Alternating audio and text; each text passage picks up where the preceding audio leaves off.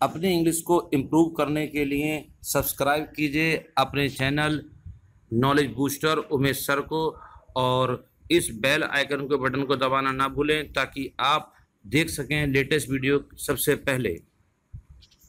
Welcome friends and my dear students, स्वागत है आपका आपके अपने channel knowledge booster Umesh sir में।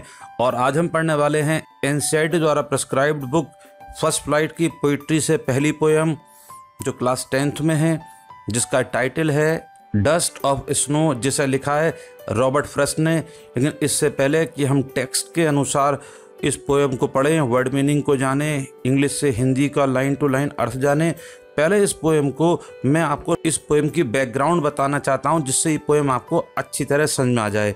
तो पहले हम इसकी समरी को समझेंगे और उसके बाद हम इसकी पोएम को डिटेल में जानेंगे। तो कविता के बारे में कुछ जानकारी इस प्रकार से है। Dust of snow Robert Frost द्वारा लिखी गई एक सुंदर, छोटी और प्रतीकात्मक कविता है। यह बताती है कि कभी कभी छोटी चीज़ें किसी की मनोदशा को बदलने में बड़ा कार्य करती हैं। एक दिन कवि काफ़ी दुखी व उदास अवस्था में बर्फ से ढके हुए हेमलॉक यानी धतूरे के पेड़ के नीचे बैठा था।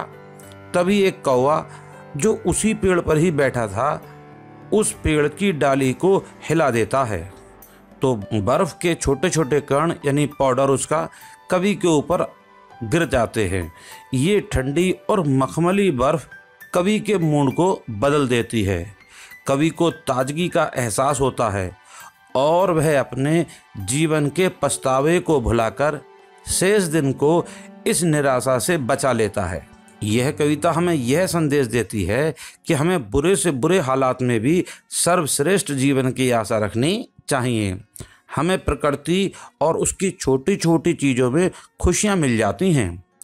बस हमें इन सभी चीज़ों को देखना और उनकी प्रशंसा करनी आना चाहिए।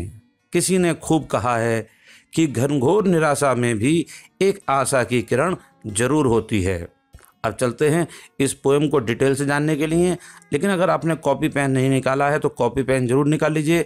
चलते हैं अपने स्टैंजा वाइज पोएम को पढ़ने के लिए। तो फर्स्ट स्टैंजा है, देखिए इसका जो आपके सामने है। अगर कॉपी और पेन आपने नहीं लिया तो जरूर ले लें, क्योंकि जो मैं वर्ड बताऊं वो नोट करते रहिएगा।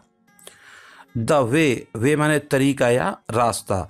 द वे अक्रो शुग डाउन का मतलब है हिलाकर नीचे गिरा देना। ऑन मी द डस्ट का मतलब है छोटे छोटे कण या पाउडर कह सकते हैं। ऑफ स्नो माने बर्फ। From a hemlock tree, hemlock माने धतूरा, विषैला होता है, अक्सर आपने देखा होगा शिवरात्रि पर भगवान शंकर को चढ़ाया जाता है। फ्रॉम अ हेमलॉक ट्री यानी धतूरे के पेड़ से। अब हम इस पूरे कार से जान लेते हैं। The way a crow shook down on me the dust of snow from a hemlock tree. कवि कहना चाहता है कि जिस तरीके से एक कौवे ने धतूरे के पेड़ पर बैठकर मेरे ऊपर बर्फ की धूल, बर्फ के पाउडर को गिराया। अब अगले स्टैंजा को पढ़ते हैं। तो अगला स्टैंजा है has given my heart a change of mood. तो हार्ट तो आप जानते ही हैं, चेंज माने परिवर्तन, मूड माने मिजाज। And saved some part of day I had rued का मतलब है पछतावे में गवा देना, पछतावे में खो देना।